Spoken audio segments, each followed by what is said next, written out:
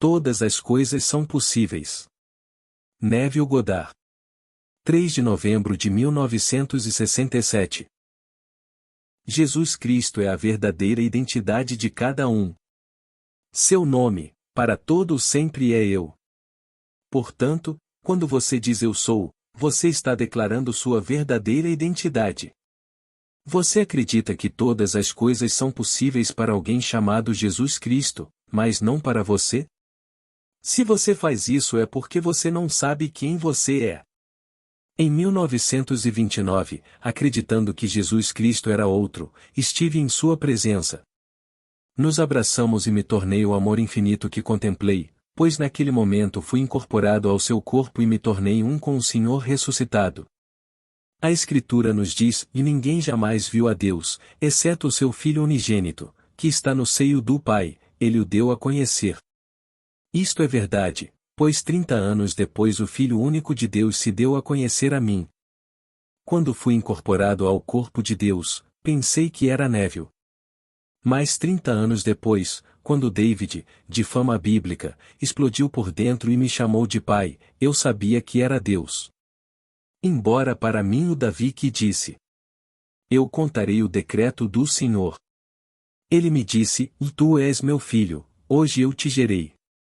Viveu em 1000 anos antes de Cristo, e não era de forma alguma aparente para mim.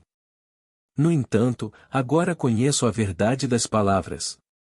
Ninguém jamais viu a Deus até que aquele que está no seio do Pai o tenha tornado conhecido. Somente quando todo o meu ser explodiu e o Filho de Deus, Davi, apareceu em espírito e me chamou de Pai, é que conheci minha verdadeira identidade. Agora sei por experiência própria que sou Jesus Cristo e que não existe outro Deus, nenhum outro Salvador. Também sei que você e eu saímos do corpo do Senhor Jesus Cristo, e é para esse único corpo, um só Espírito, um só Senhor, e Deus e Pai de todos, que retornamos por meio dessas experiências que acontecem interiormente. Deixe-me explicar desta maneira. No final do capítulo 7 de Lucas é dito que Jesus perdoou os pecados de uma mulher, momento em que aqueles que estavam sentados à mesa com ele disseram: quem é aquele que perdoa pecados? Depois foi de aldeia em aldeia, ensinando as boas novas do reino de Deus. Maria Madalena, Joana e Susana foram com ele, sustentando-o com suas posses. Os estudiosos da Grande Bíblia do Intérprete, considerada a obra mais erudita até o momento, fizeram esta observação a respeito desta passagem, e estou citando com precisão. Jesus não dependia da hospitalidade casual, mas era sustentado por mulheres ricas. Você pode acreditar nisso? Eles estão falando do homem que disse: tudo o que você deseja, acredite que você recebeu e você receberá, e todas as coisas são possíveis para aquele que crê. No entanto, somos convidados a acreditar que Jesus dependia dos outros. Por que esses estudiosos diriam tal coisa? Porque eles não tinham experimentado Jesus Cristo. Esta não é a história de 3 mulheres ricas, mas daquelas que viram o túmulo vazio. Esses personagens são eternos. São aqueles que contaram o que viram, relatando as suas próprias experiências. Disse que os apóstolos que ouviram não acreditaram, pois lhes parecia uma história inútil. Segue-se a história de que o ressuscitado caminhou com estas mulheres e, embora não o reconhecessem, perguntou: o que é que se passa? E um deles respondeu: vocês não sabem que crucificaram o grande profeta que foi entregue nas mãos dos anciãos e das autoridades? Então ele disse: não é necessário que Cristo sofra estas coisas e então entre na sua glória? E, começando por Moisés na lei e por todos os profetas, interpretou-lhes em todas as Escrituras o que lhe dizia a respeito. Como já era tarde, pediram-lhe que ficasse, sentado à mesa, ele pegou o pão, abençoou e partiu-o. Quando ele entregou a eles, eles o reconheceram e ele desapareceu de vista. Esta não é a história de um homem que, enquanto janta, parte um pedaço de pão. Eu sou o pão da vida. Um dia, como uma semente que se rompe, o pão da vida brotará e o plano de salvação contido nessa semente se revelará a partir de dentro. Quando o pão da vida partir em você, Davi o chamará de Pai em espírito. Antes desta revelação você estará na presença do Senhor ressuscitado, abraçado e incorporado em seu corpo. Esta incorporação é o seu batismo, pois é então que vocês estão unidos, e lembre-se. Se você foi unido a Ele numa morte como a dele, certamente será unido a Ele numa ressurreição como a dele. Observe a diferença no tempo verbal. Você foi unido a Ele na morte e será unido a Ele na ressurreição. A semente foi quebrada e está quebrando tudo. Você saiu de si mesmo para entrar neste mundo e retornará a si mesmo enriquecido pela experiência. A palavra traduzida como sofrer na frase. Não é necessário que Cristo sofra essas coisas e então entre em sua glória? Significa experimentar sensações.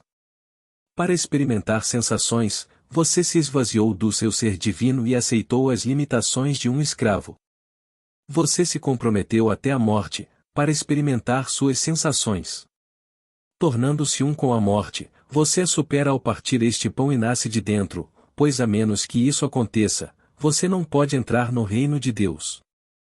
Quando isso acontecer, você terá elevado o Filho do Homem ao conhecimento de que eu sou Ele. A menos que você saiba disso, você continuará errando seus objetivos e continuará morrendo em seus pecados. Não há nenhum ser falando com você de fora, pois Jesus Cristo não é outro. Você e eu cumprimos tudo o que é dito dele individualmente, por causa da nossa singularidade. Não há ninguém como você e você não pode ser substituído no reino de Deus. Embora o que eu lhe conte pareça uma história maluca, é verdade, pois na casa de meu pai há muitos cômodos. Se não fosse assim, eu te teria dito que vou preparar-te lugar? E quando eu for, voltarei e os receberei para mim mesmo, para que onde eu estiver vocês também estejam. Agora, as mulheres mencionadas na história de Lucas são testemunhas. Você será minha testemunha. Eu os levarei para a casa do Pai, onde os instruirei e direi quem eu sou. Não posso levá-lo mais longe.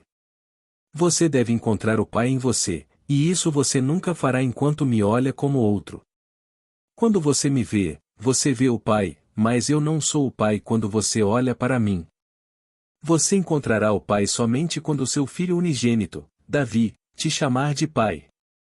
O Antigo Testamento é um projeto profético, e o Novo Testamento interpreta sua profecia. Quando esta profecia é experimentada, é muito diferente do que parece ser superficialmente, pois o Antigo Testamento é simplesmente um prenúncio, de um esboço e de uma forma não totalmente conclusiva ou imediatamente evidente.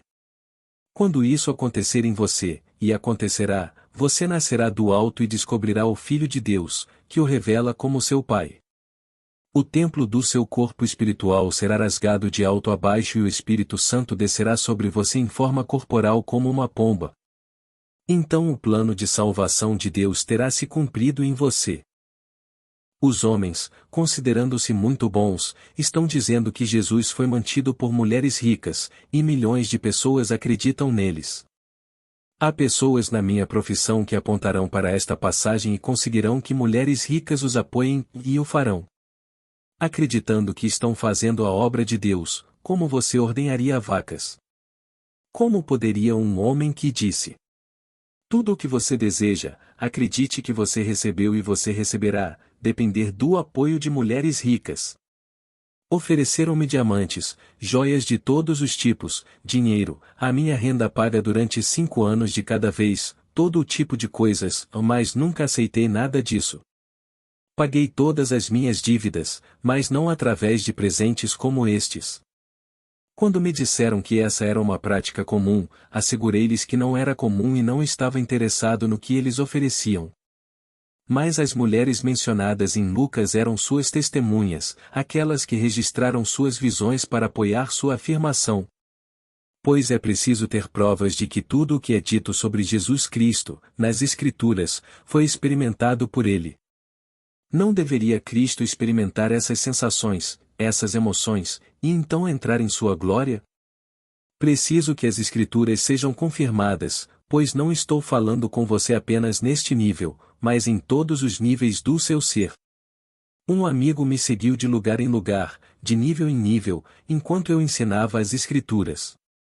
Em sua carta ela disse: "Na cada palestra eu ficava tão entusiasmada que meu coração começava a se partir, e no final eu mal conseguia me conter."